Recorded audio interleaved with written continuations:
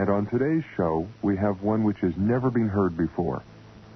We could say that it's from the chronicles of Dr. John Watson.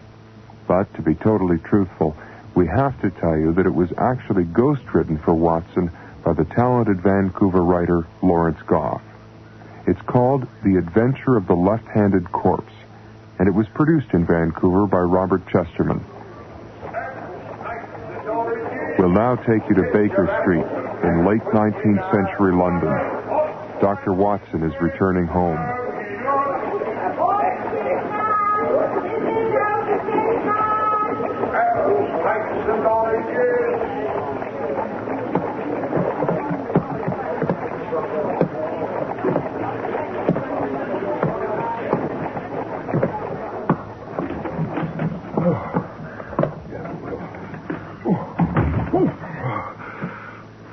Good evening, Holmes.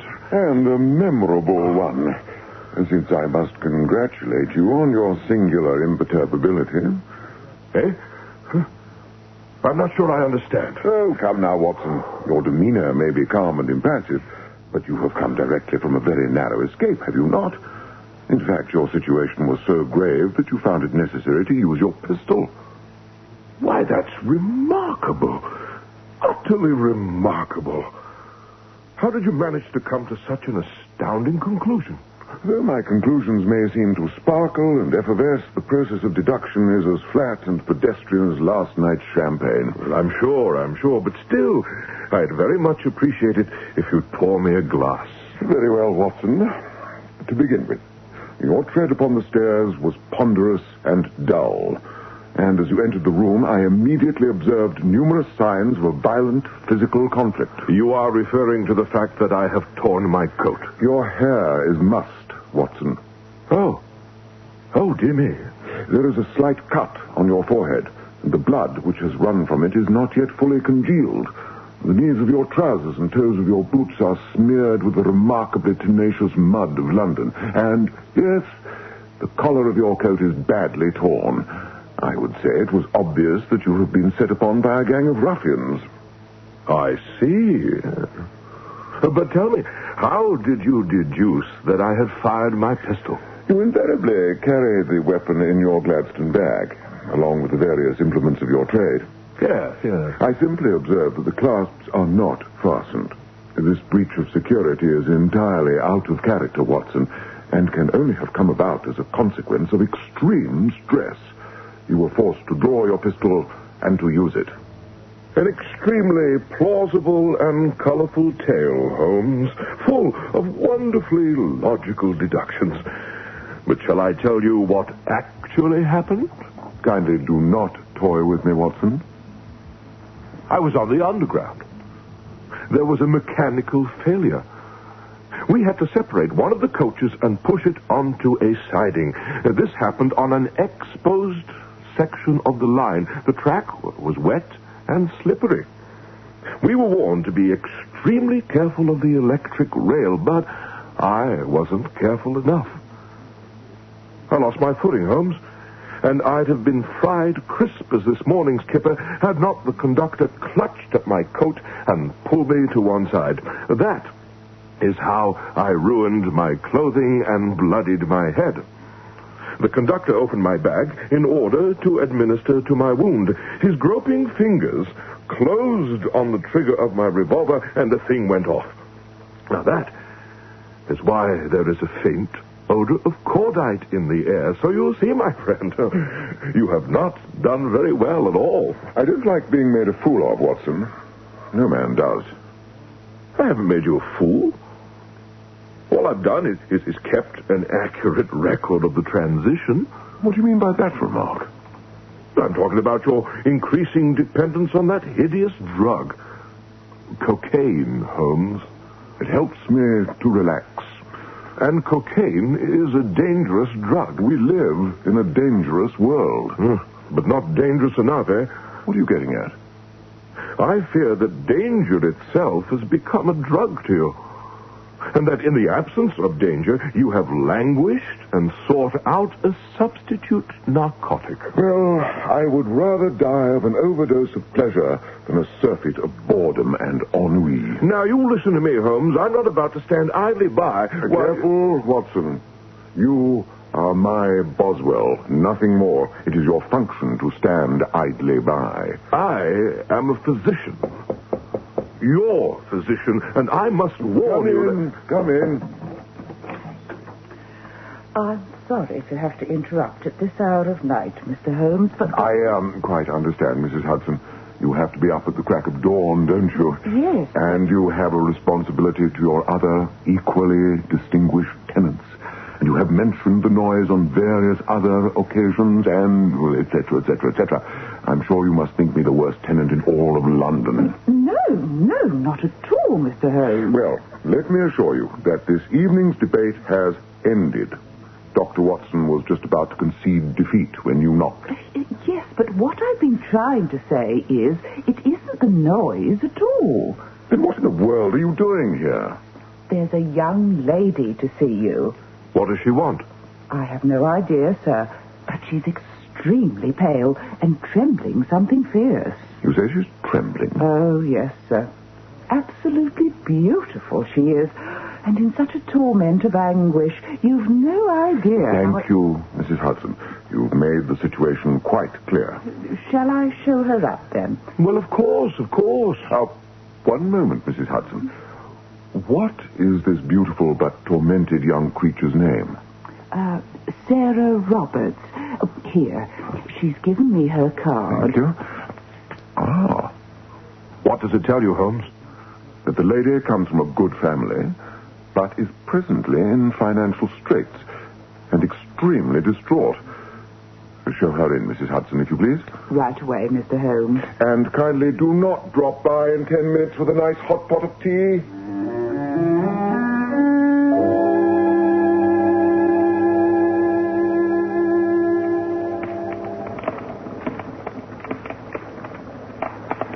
Please sit down next to the fire, Miss Roberts. Thank you.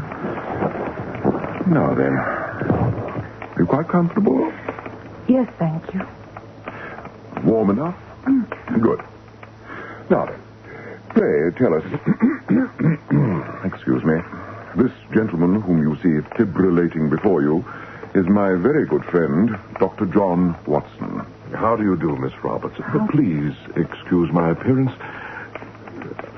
I was attacked by a trio of thugs. Oh, dear. Are you all right? Life has never held more promise for me, I assure you. Oh. Now that you all know each other, perhaps you would be so kind as to tell us exactly what brings you here. I'm worried. Terribly worried. About my younger brother, Morton. Pray continue. We came down to London together, not quite 6 months ago. We'd always been very close, but here in the city we grew even closer. Morton was in the habit of visiting me every day, Mr. Holmes, even if only for a moment, to see that I was well. And today he failed to visit you. I'm not quite so precipitous as that. I last saw him on Monday. 6 days ago. Yes. Have you been to the police? 3 times. They grow more and more disinterested. We shall have to do something about that, Holmes. Perhaps. Is there anything else? This evening, when I returned home from the police station, I found a note pinned to my door. If I wished ever to see Morton again, I was to go to a place called the Illustrious Client. A public house? Next to St. Catherine Docks, I believe. Not a particularly uplifting area. Did you, by any chance, bring the note with you? Yes, of course. Oh, good girl. Ah. What do you make of it, Holmes? Very little. The paper is extremely cheap and common, and yet I would not say that is true of the ink that has been used, nor the pen. You see, Miss Roberts, the paper is hardly scored at all. This suggests free-flowing ink, and that suggests a nib of silver or gold. In any case, a According to these instructions, you are expected at the illustrious client in less than 3/4 of an hour. I realize I've given you very little notice. I came by several times this afternoon, but apparently you weren't at home. That's not quite true, Miss Roberts, but it's true enough. I'm not sure I understand what you mean. He was present in body, but not in mind. Oh, I see. Now then, shall we proceed?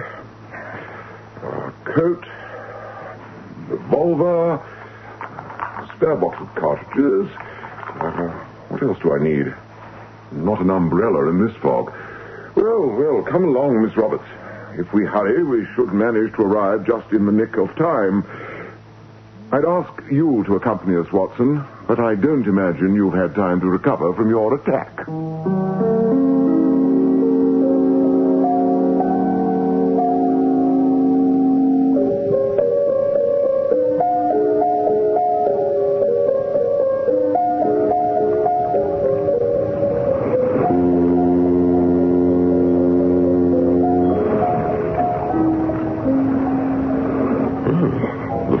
Much thicker down here. Influence of the Thames.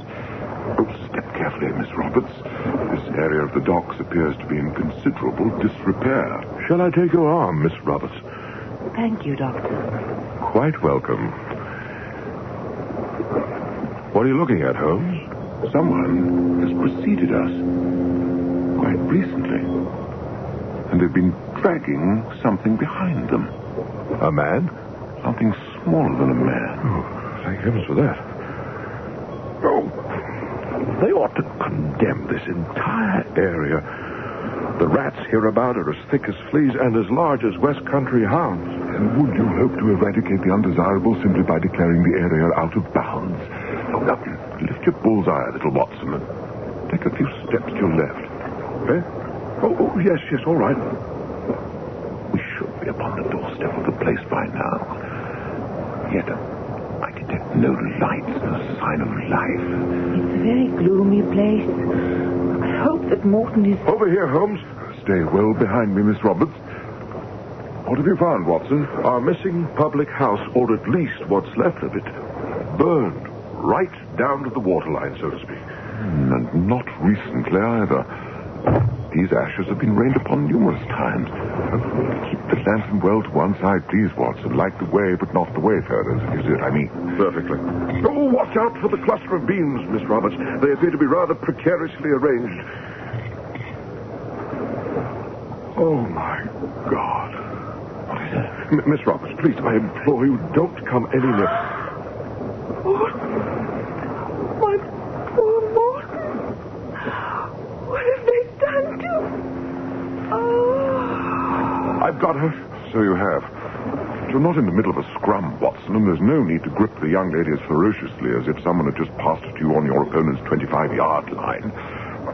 Do you have some ether in your bag? Yes, of course. But I wouldn't care to revive her just yet. She's better off out of it, I should think. Oh, I've never seen such a gruesome sight. As a medical man and a surgeon, what do you think has been used here? I've no idea. Something larger than a scalpel and smaller than an axe. But whatever the weapon was, it has been wielded with absolutely inhuman vigor. Oh, Holmes, what can the fellow have done to deserve such a fate? Fellows, Watson. Look a little more closely. Oh, dear me. What a madhouse. Since Sarah was able to recognize her brother immediately, we must assume the head belongs to him. But who the arms, legs, and torso belong to remains, for the moment, a mystery. But we may be sure of one thing. There are at least 5 other victims involved in this hideous crime. Excuse me. 6. 6? The head from one victim, the arms from 2 others, the torso from a 4th, and the legs from the 5th and 6th. Have you observed the corpse has 2 left hands?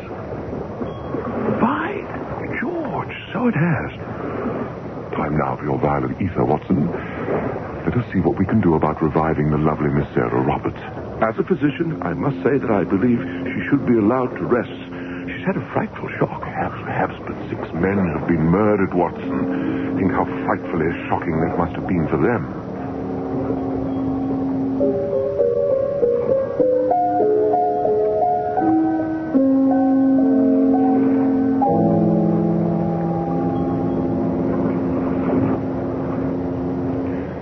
Now then, Miss Roberts, if you've sufficiently recovered, perhaps you could answer a few questions.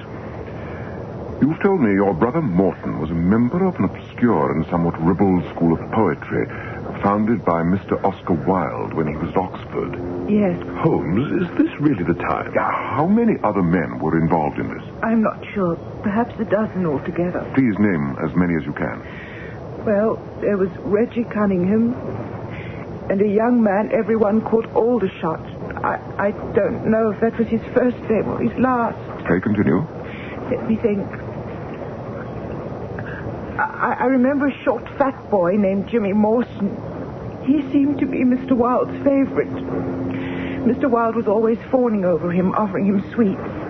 And there was a tall, red-haired young man, very thin and delicate-looking. His name was Edward something. Yes, that's right. It was Edward Candlemere. Morton used to call him governor behind his back. I don't know why. Anyone else?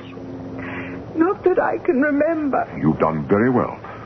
Tell me, were your brother and Oscar Wilde friends, or did they merely have a common artistic interest?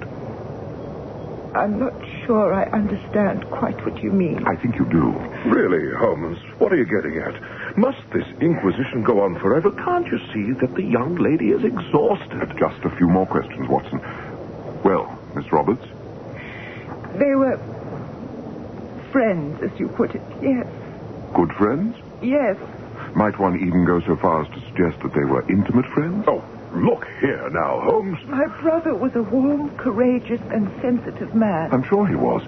Did you approve of his relationship with Wilde? I approved of my brother, Mr. Holmes. I see. Well, Watson, I think it's past time you escorted Miss Roberts back to our Baker Street chambers. Do you really? I shall be staying here for a little while. You needn't feel you have to wait up.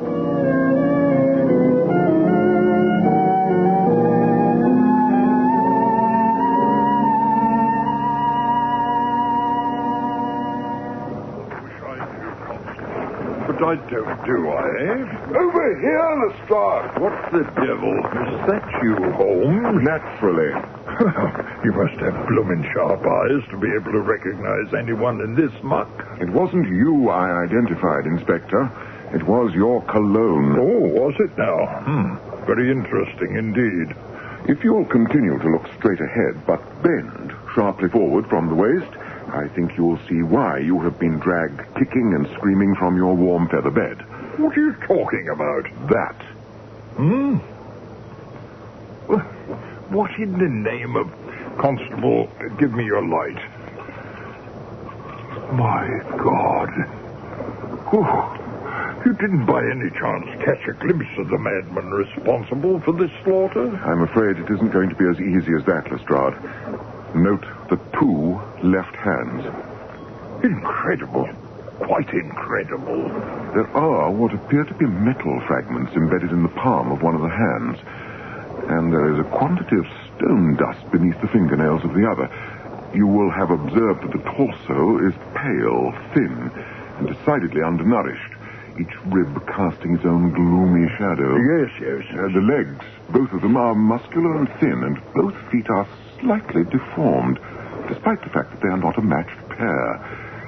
I deduce a considerable amount of walking, cheap boots, an insufficient diet, and a shocking lack of personal hygiene. It is therefore obvious that the men represented by these limbs were artists, and typically unsuccessful ones at that. At least 2 of them were sculptors in stone and metal, according to the evidence, although I shall want to do a more thorough examination in my laboratory before passing final judgment. Yes, of course. Here. Hold on a moment. You said dead men? You mean all these pieces don't come from the same person? Oh, the newspapers will have a field day with this, and at my expense. Bits and pieces from 6 dead men, indeed.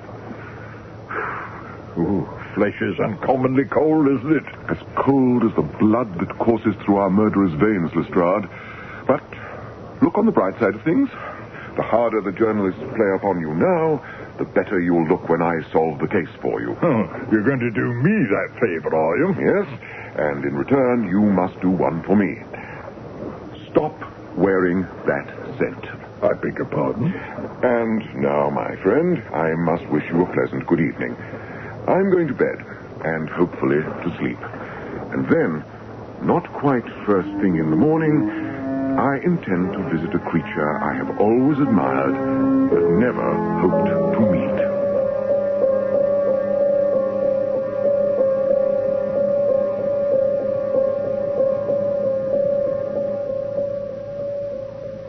So good of you to drop by, Mr. Holmes. Is there anything at all I can do? I should like to have a talk with you. Where? In here? Preferably some middle ground. Your drawing room would do nicely.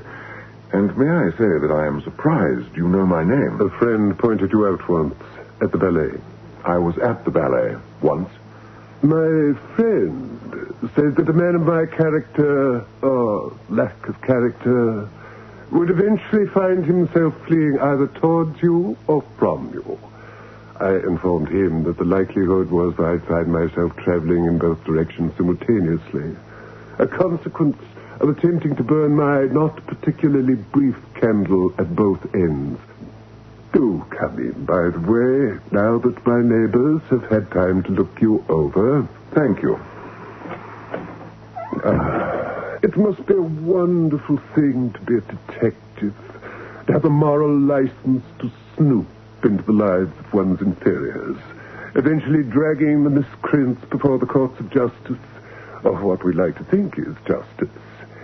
I must say, I often wonder why our society takes such pleasure in dragging a purse snatcher before a sow's ear. Mr. Wilde. Oh, me, Oscar, please. I'd be most gratified. Well, then, what exactly do you want from me? An autograph, an epigram, a glass of sweet sherry? Last night, in the ruins of a public house near St. Catherine Docks, I came upon a corpse made from the limbs of 6 dead men. What? You mean a sort of mixed grill of arms and legs and that sort of thing? Exactly. Oh, you've rendered me speechless. Thank God I wasn't a witness to this unnatural event. But tell me, why have you bloodied my doorstep with such gruesome news? One of the victims is a man named Morton Roberts. Oh? You knew him well, did you not? Better than he knew himself. Which was just as well. What do you mean? Oh, nothing, really. It was merely a quip. Have you any idea who the other men were? Or should I say are? Or should I say nothing but simply remain silent except to call out for my solicitor? I wouldn't go so far as to suggest that you are under suspicion at the moment, Mr. Wilde. Really? How charming. Morton's sister tells me that you and he were at one time engaged upon a similar style of poetry. Sarah, isn't it? Yes. She kept a very close eye on Morton. I'm afraid she rather disapproved of me. Lord Candlemere's son Edward also wrote poetry, did he not? Good Lord. You don't mean to suggest that he's been murdered, too? Except for Morton Roberts, the names of the victims are unknown to me, but can you think of anyone you knew who might have held a grudge against him? No, not a soul. Of course, I haven't seen him in years. Life seems to move so rapidly, if somewhat erratically, along, my dear Sherlock. And one circle of awfully good friends is constantly changing, sad to say. A dim, shifting kaleidoscope of warm hellos and frosty, cold goodbyes. Oh, just thinking about it makes me so utterly melancholy and desolate that I can hardly think. Except perhaps of having a bite to eat. Would you like... I don't suppose... Perhaps some other time.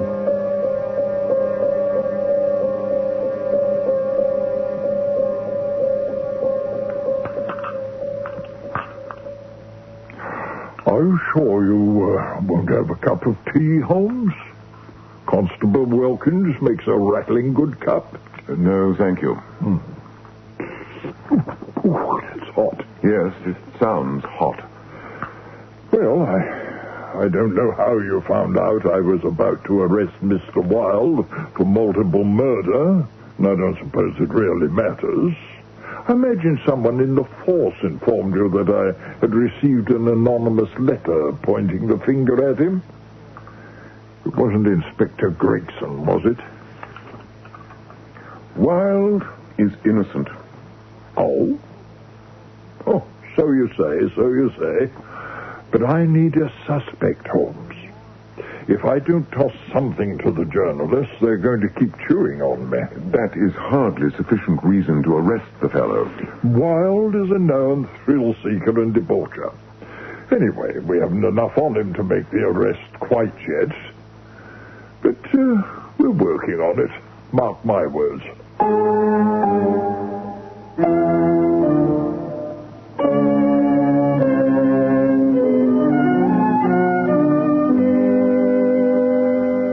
Good evening, Holmes. Hello, Watson. Lestrade wants to see you. The constable's been around twice. I know. I've just come from the yard. The man's an idiot. Tell me, how is Miss Roberts? Almost fully recovered.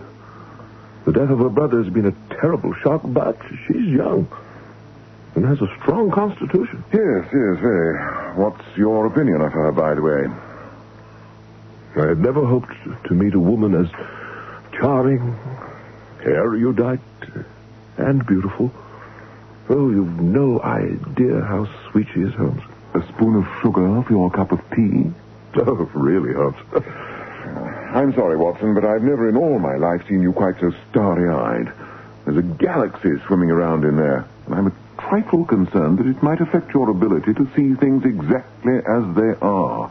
Are you suggesting that Miss Roberts is... Not quite what she appears to be? That description applies to all women everywhere. No, Watson, I am merely suggesting that you try to remember that we really know nothing at all about this young lady. Speak for yourself. I spent much of last night and all of today with Miss Roberts. I say, please stop looking at me like that. I was at all times acting in a professional capacity. That should go without saying. Then I wonder why you felt constrained to say it. Well, look here, Watson. You must bear in mind the fact that this woman has embroiled us in a most terrible crime. And I have discovered that her relationship with her brother was not as warm as she would have us think. I don't believe it. You're not going to open that window, I hope? Well, despite the firm convictions of my peers, I really cannot see how tobacco can possibly be beneficial to one's health. Oh, look at the sediment it leaves in the bowl of your pipe. I should think that was the very place for it. Anyway, I'd rather inhale a pinch of honest shag from the toe end of a Persian slipper than the thick yellow fog of London spewed from a million dirty grates. You're entitled to your opinion of a healthy atmosphere and of Sarah Roberts. Thank you. I don't agree with you on either count. But if you insist...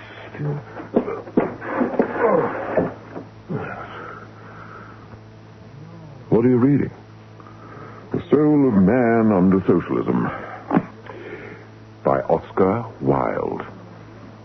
A lot of tripe, I expect. Wouldn't bother with it if I were you. Perhaps not.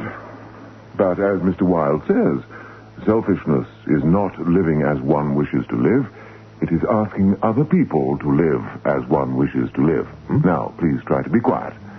I have a great deal of work to do this evening, and I expect to be up till the wee small hours.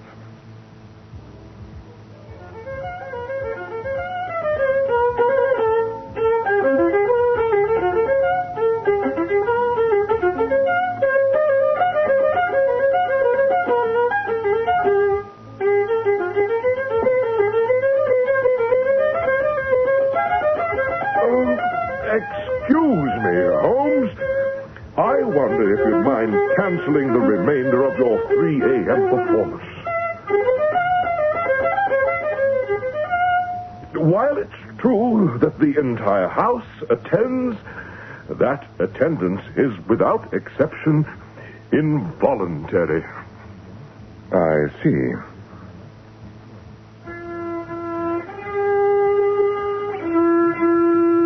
Is there anything the matter? Yes, Watson. There is one thing I would like to know. And that is, why did the corpse have 2 left hands? Do you think that could be significant? And tell me, why has someone gone to such a lot of trouble to point the cold and lifeless finger of death at Oscar Wilde? That's 2 questions, not 1. I congratulate you on your ever-expanding powers of observation, Watson. Although I'm sure the credit for your success should be deposited in my account. Not Mrs. Hudson, I hope. Her signature is quieter, but less tentative. Shall I answer it? I think, Watson, that this particular call is for me. Telegram for Mr. Sherlock Holmes. Thank you, my lad. Are you Mr. Holmes? Yes. I was told that I was to give this to Mr. Holmes himself and that no one else would do. Then let me assure you that tonight at least you shall be able to go to bed with a clear conscience, if not complexion. Now, if you please. Really, sir, I don't mean to be rude, but if the other gentleman would be willing to speak up on your behalf... Watson? Eh? Oh, yes, that's him. Sherlock Holmes in the flesh, the original and one and only. Then there you are, sir, and welcome. Oh, thank you very much indeed, you conscientious little devil. Now, stay exactly where you are, just one moment. I may wish to send a reply. Awfully sorry, I got a previous. I can't stay. Boy, stop! Stop! After it, Watson!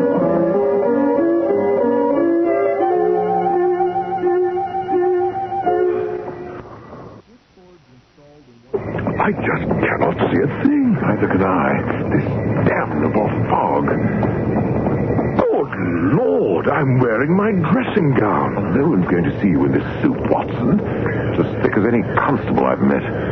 I'm afraid we've missed the little rascal. Scampered down the stairs like a water bug, didn't he? Legs going like pinwheels, just a blur.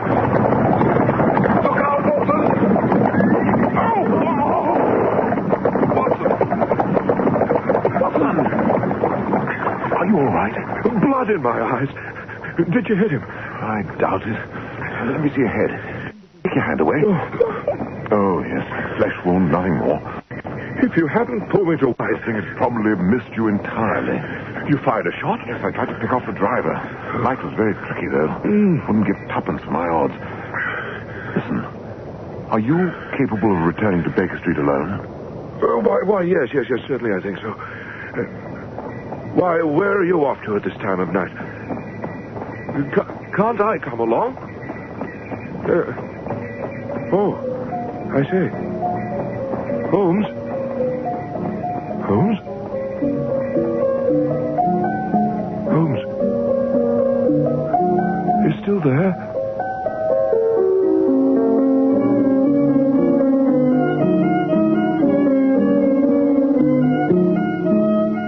Mr.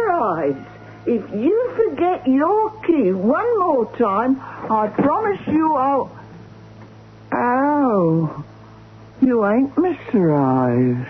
No one is more aware of that than I. Well, what do you want, then? To see Miss Sarah Roberts. What, at this time of night? Look here, she ain't one of those, is she? One of what? Well, I mean, having men in at this time of night. She seems such a nice girl. You said men. Has she had another visitor? Well, just that other gentleman. The one who calls himself a doctor. Watson? Yes, that's the one. Says he's a medical man, but the way he looks at her, well, it seems to me he's the one who's running a temperature. Well, I wouldn't have Miss Roberts arrested just yet, madam. Dr. Watson is as ethical as you could wish, and my name is Sherlock Holmes. Never heard of you. Then I must take it that you do not subscribe to the newspapers. Now, would you be so kind as to inform Miss Roberts that I should like to see her? At 3 o'clock in the morning? It is a matter of some urgency. Perhaps this will recompense you in some small part for any inconvenience. Oh, my word. That's what Mr. Sampson down the street would call a veritable waterfall of wealth. Come in, sir. Come in.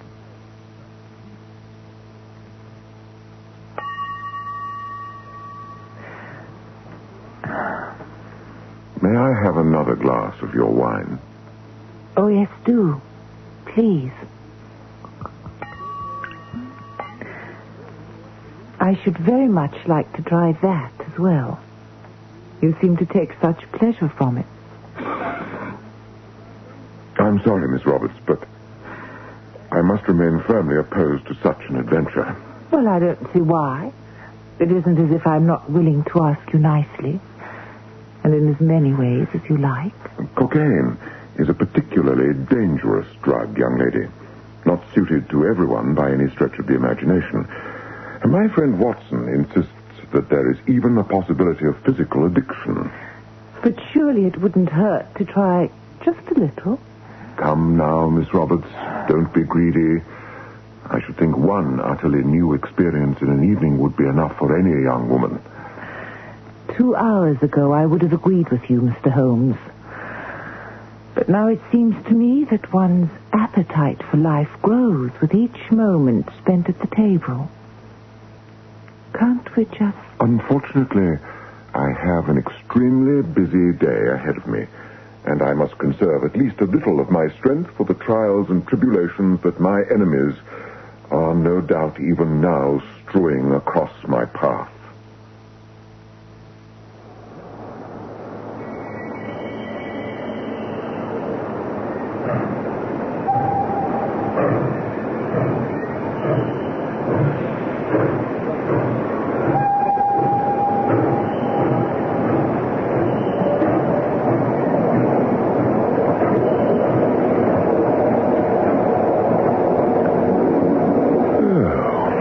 Underway at last. Are you sure you're all right, Holmes? Never better. You look absolutely exhausted. Where were you last night? Nowhere and everywhere. I see. And where, pray, are we going now? Winsome Castle. And why are we going there? Really, Watson, so many questions. Well, if you weren't so unremittingly obtuse... Winsome Castle is the country home of Lord Candlemere, Watson. Oh, dear me. Holmes, I fear I must prevail upon our friendship and warn you, both as doctor and friend, that in my opinion, your continued flirtation with that devilishly seductive drug has affected your powers of reason. I mean, the very idea that the son of a member of the upper house could hack up 6 men, it's simply ludicrous. I say, what are you doing? You can't step outside. No, of course not. Good heavens, man, why should I want to do such a thing? Because it would be in character. You seem to jump to conclusions as skillfully and thoughtlessly as a frog skips across a lily pond. Are you now telling me, then, that the Candlemere boy isn't involved in this bloody mess? I will say this and nothing more. One doesn't board a steam train with the intention of reaching one's destination before the journey is ended. And as it is with steam trains, so it is with cold-blooded murder. Think of what you have seen with your eyes and heard with your ears during the past 2 days, Watson. The necessary clues are all there before you, like raisins to be plucked from a bowl of cold porridge. And now, you must excuse me.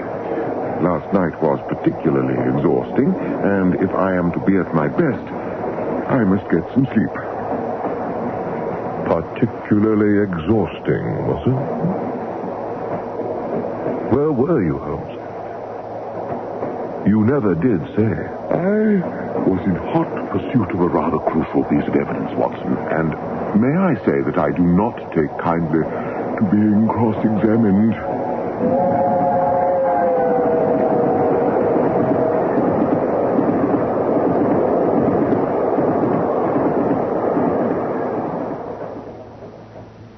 Which one of you is Holmes?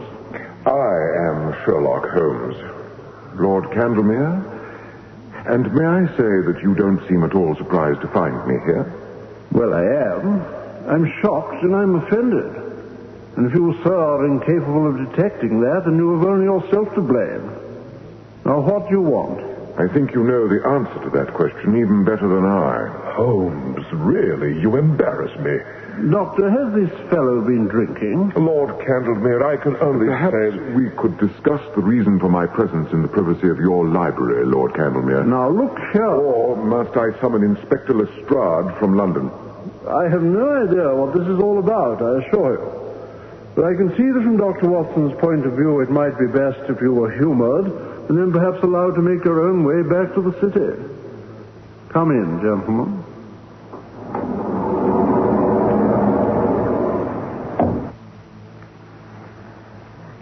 Now then, Holmes, rattle away.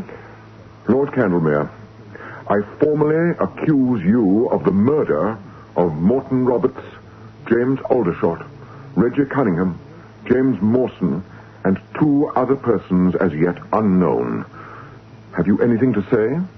Mr. Holmes, it is crystal clear to me that you've been carried away by your own press.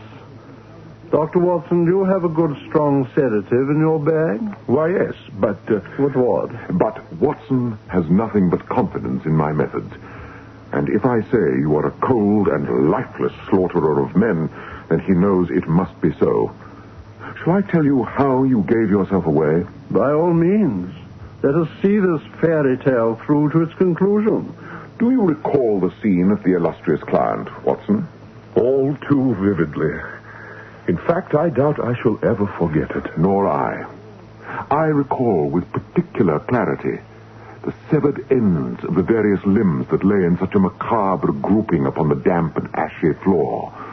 A superficial examination of those limbs revealed that the wounds had been caused by a short, thick knife with a curved blade. Such a weapon is, of course, favored by the Gurkhas. Something you should have known, Watson, from your tour of duty in India. Yes, of course. I've treated similar wounds. Lord Candlemere also spent a tour of duty in India. Nepal, wasn't it? And didn't your many duties include commanding a company of Gurkhas? Yes. I see. I take it the knife was a memento. I know nothing of any knife. My tour of duty in India was extremely unpleasant. I lost a great many dear and valued friends. The very idea of bringing back a memento of that awful span is horribly repugnant to me. And I must say that I strongly resent the fact that you've been prying about in my past. Quite understandable under the circumstances. But if that's all the evidence you have, Holmes... There is also the matter of the courier. Don't know what you're talking about. A telegram was delivered to me late last night. The young lad substituted W's for R's, an affectation common only among the upper classes, Lord Candlemere. I take it you recruited the telegraph boy, probably someone who was led to believe he was partaking of a practical joke. I must congratulate you on your imagination, Holmes, if nothing else. Watson and I immediately realized that the courier might lead us to the murderer. We chased him down the stairs and into the street. The fog was unusually thick last night, as I am sure that you remember. I wasn't in London last night. I'm sure the servants will attest to that. Oh, no doubt. In any case, we chased the courier down a narrow lane. If it had been any narrower, I might have been killed. You were waiting at the end of that lane in a two-wheeler from your London stables. That was a serious mistake, using one of your own vehicles. But then I don't suppose the idea of renting one would ever occur to you, would it? Would you please get to the point, if there is one? Your coat of arms was painted on the side of the coach. You covered it with lampblack, but the thickening fog condensing on the cold metal sides of the vehicle caused the lampblack to run. As you swept past us, striking Watson a glancing blow and knocking him head over heels into the gutter, I was able to catch a fleeting glimpse of the topmost part of the crest. Just enough of it to identify, actually. Holmes, I had no idea. I was also able to get off one quick revolver shot. This morning, I returned to the lane and found a splash of blood on a wall at a height of about 8 feet. That scarf around your neck, does it conceal a wound? This is preposterous. Well, I have no doubt that you're in hot pursuit of a murderer, but why should you choose to badger me? Would you rather we badgered your son? What? Do you mean Edward? I happen to know that he was for some time a guest in the home of Mr. Oscar Wilde, the playwright, Lord Candlemere. I also understand that you have recently sent the lad abroad against his wishes. I wonder why. And I wonder if you would wish him dragged into this sordid affair. I knew Edward was involved in something that wasn't quite right. His manner towards me had changed markedly, and he was unable to account for much of his time. One evening, he went out, and I followed him. He went to an abandoned warehouse near St. Catherine Docks. His manner was extremely furtive. There was a small door at one end of the building. He knocked 3 times, paused, and knocked twice more. A prearranged signal. A man opened the door. He glanced round to make sure they were unobserved and then let Edward into the building. The door closed behind them, and I heard a series of bolts thud into place. I stood in the shadows for a very long time, listening to the rats scurry about in the dark, trying to think what to do. And in the end, I did nothing. Not that evening. But you went back there, didn't you? Yes, I did. 3 nights later, I was heavily armed with a pair of pistols and that knife. I still don't know why I took it, though I have thought about it for hours on end. In any case, There was a window at the side of the building at eye level. I peered inside and counted 6 of them. Including Edward? My son? No. I'd arranged to meet him at my club, and I'd left a message instructing him to wait. Pray continue. I knocked upon the door exactly as my son had done before me. When it swung open, I had a pistol in each hand. The man who opened the door tried to cry out, but I pressed both barrels against his face and pulled the triggers. my God. Fell back upon the floor, which was of packed earth. The smoke from my revolvers hung upon the air. For a moment, nothing moved. Then I kicked the door shut behind me and killed them all. They're still there, buried in that warehouse, if you care to look for them. You shot all 6 of them then? Only 5. The last one ran at me. He had something in his right hand. I don't know what it was. I had no more ammunition. So I pulled the knife from his sheath and slashed at him, nearly severing his head from his body. That would have been Morton Roberts. Why did you cut up the bodies? I reasoned that the more savage the attack seemed to be, the less likelihood there was that the search for the murderer would stray outside the realm of the savages. Savages? Lower classes. Yes. I still think it was a fine piece of logic. Why did you send that note to Sarah Roberts? I feared that she would eventually succeed in interesting the police in the case. I'd intended to murder her had she come to the docks alone. Of course. But why the 2 left hands? The newspapers didn't know what to make of that, did they? And naturally enough, since it meant nothing.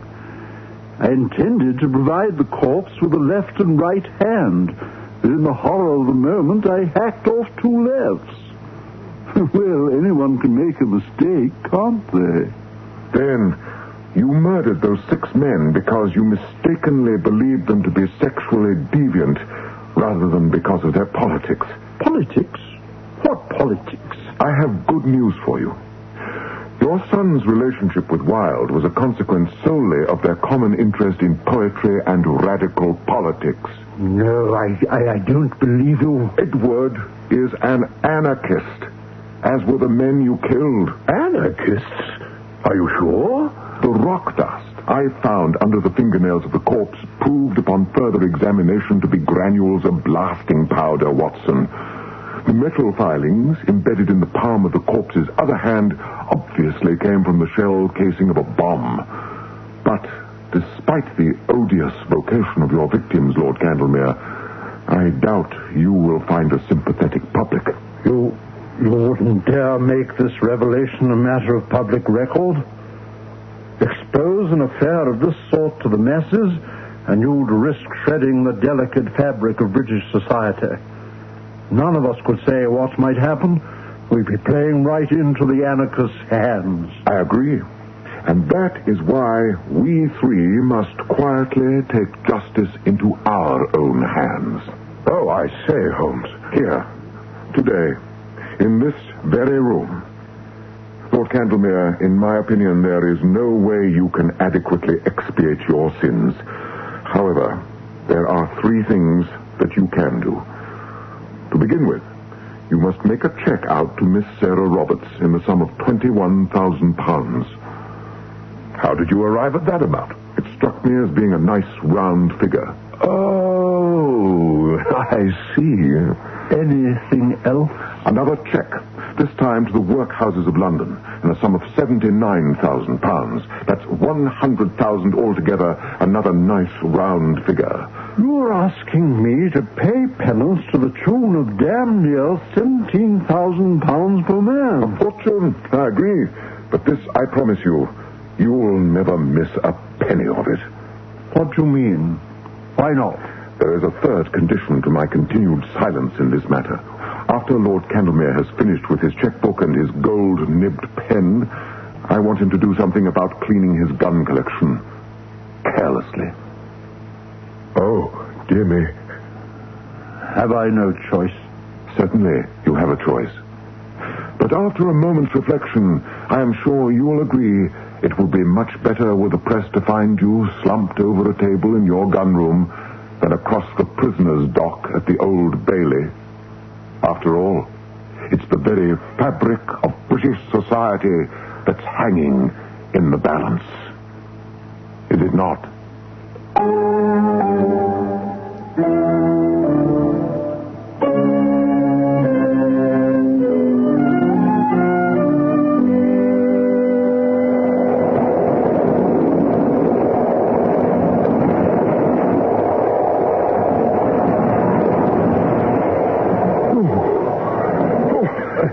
That was a near thing, wasn't it?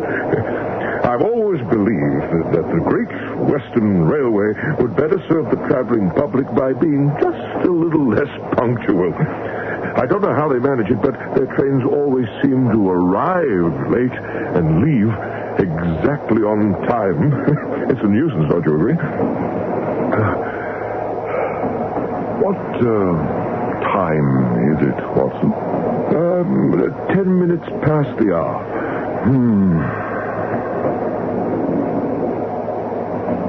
I imagine he's done it by now. Yes. I would think he has.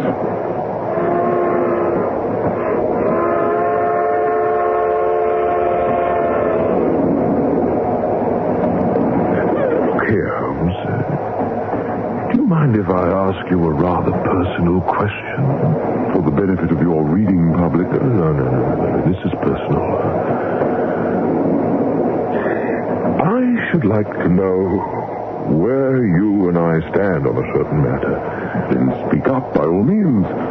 What is it? I find Miss Roberts extremely extremely attractive, and I wondered if... Well, I simply wondered how you felt about her. There is no denying that Miss Roberts is an extremely attractive woman. There is something about her, a certain innocence. I see. Don't misunderstand me, Watson. My appreciation of Miss Roberts' charms is entirely objective. I admire her as I would admire a painting hung upon a wall, but I have no desire whatsoever to possess her, if that is what you mean. More or less. But you're quite sure? Watson, I'm beginning to suspect an infatuation. By the way, give her this check and advise her to cash it promptly today, if at all possible. Oh, I thought you'd want to give it to her yourself. I have more pressing business to attend to. I believe I owe it to English literature and the reading public to warn Mr. Oscar Wilde of the folly of his ways. Perhaps familiarize him with Section 11 of the Criminal Code Amendment Act. I see. No doubt my kindness will prove a waste of time. Wilde is a known voluptuary whose addiction to satiety will, doubtless, eventually require him to taste the ultimate sensation of ruin. But still, it is a task which must be undertaken. Precisely, Watson. Precisely.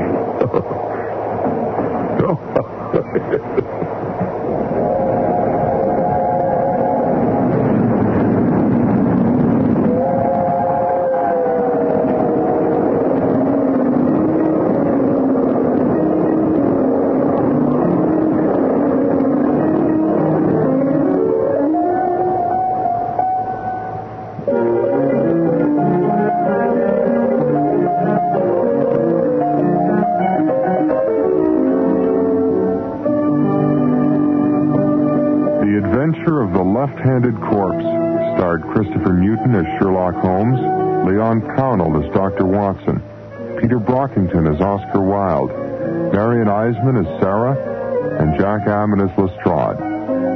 Also appearing were Anthony Holland as Lord Candlemere, Barbara Tremaine as the landlady, Shirley Broderick as Mrs. Hudson, and Charlie Higgins as the courier boy. The engineer was Jerry Stanley, with sound effects by Jay Hyrene. The music was composed and conducted by Bruce Riddell. The Adventure of the Left-Handed Corpse was produced and directed in Vancouver by Robert Chesterman. Next week on Sunday Matinee, join us for With My Eyes Wide Open.